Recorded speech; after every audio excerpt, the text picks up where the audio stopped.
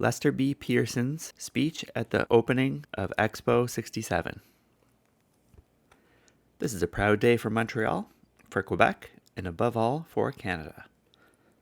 The heading of an article about Expo is in a recent issue of an American magazine referred to as The Big Blast Up North. Certainly Expo is going to be that, and much more. Behind this big Canadian birthday blast are achievements in planning, organization, and construction that are little short of miraculous. The men behind these achievements should be proud and happy. We should be grateful to them, as we recall the skeptics who once said Expo 67 was too big a project for Montreal, Quebec, or Canada to accomplish in less than 4 years. But it was done, and well done. We are witnesses today to the fulfillment of one of the most daring acts of faith in Canadian enterprise and ability ever undertaken. That faith was not misplaced. But Expo is much more than a great Canadian achievement of design and planning and construction. It is also a monument to man. It tells the exciting and inspiring story of a world that belongs not to any one nation, but to every nation. No theme could have been more fitting for our times than man and his world.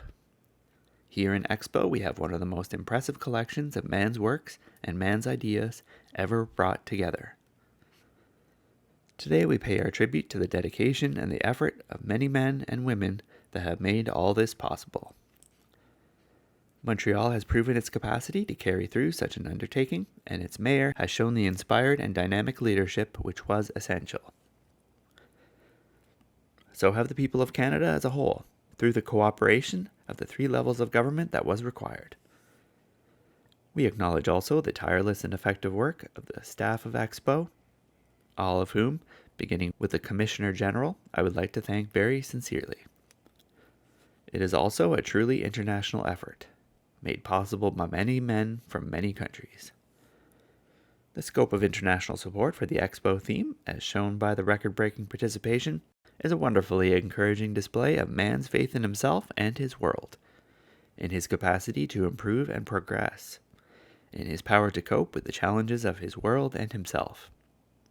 In all the wonders of man, which we now have on display at Expo, we can see in inspiring actuality how much every nation has to gain from cooperation and how much to lose in conflict. I am sure all Canadians will share with me the hope that the lasting impact of Expo will be in the dramatic object lesson we see before our own eyes today, that the genius of man knows no national boundaries but is universal. If that hope is fulfilled, then Canada's sponsorship for such a dramatic display of the global fraternity of aspiration and achievement within the great diversity of nations may become an important contribution to this era.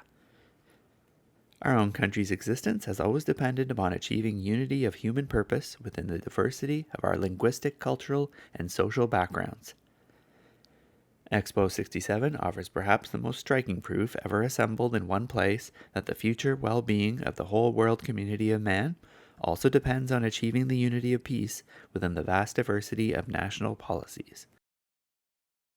By the time the gates of Expo are closed 6 months from now, its success will have made all Canadians prouder of our own country than ever before, and more conscious of the interdependence and the brotherhood of all men and all nations.